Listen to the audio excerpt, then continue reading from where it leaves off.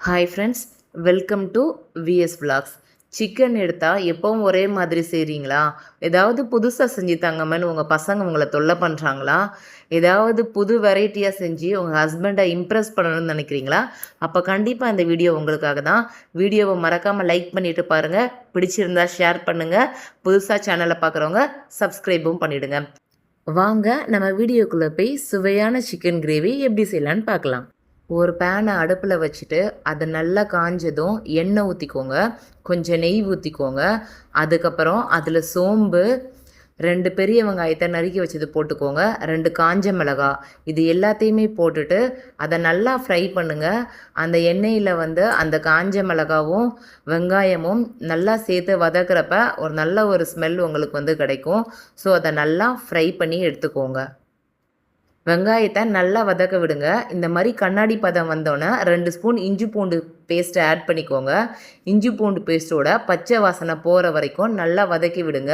பச்சை வாசனை போனோன்னே 1/4 கிலோ சிக்கனை நான் ஆட் பண்ணியிருக்கேன். உங்களுக்கு எவ்வளோ சிக்கன் தேவையோ அதுக்கேற்றபடி வெங்காயத்தையும் இஞ்சி பூண்டு பேஸ்ட்டையும் நீங்கள் போட்டுக்கோங்க.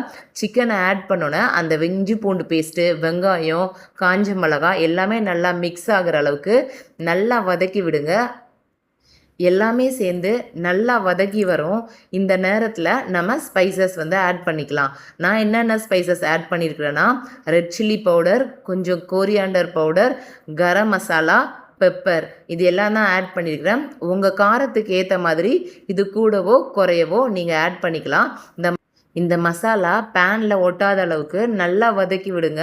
மசாலா, வெங்காயம் எல்லாம் சேர்ந்து நல்லா மிக்ஸ் ஆகணுன்னு 2 பழுத்த தக்காளியை நான் மிக்சியில் அரைச்சி வச்சுருக்கிறேன்.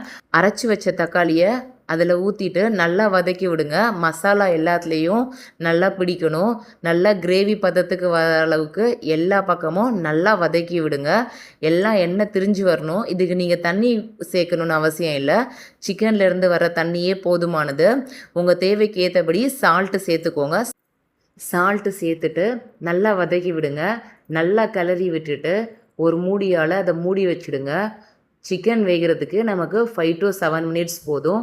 அதிலருந்தே தண்ணி விட்டு நல்லா வந்திருக்கும். இப்போ பார்த்தீங்கன்னா தெரியும், நல்லா திக்கான ஒரு கிரேவி பதத்துக்கு வந்திருக்குது. எங்களுக்கு இந்த கன்சிஸ்டன்சி போதும். உங்களுக்கு இன்னும் ட்ரையாக வேணும்னா நீங்கள் இன்னும் கொஞ்சம் நேரம் அடுப்பில் வச்சு நல்லா கிளறி எடுங்க. நல்ல திக்கான கிரேவி உங்களுக்கு கிடைக்கும்.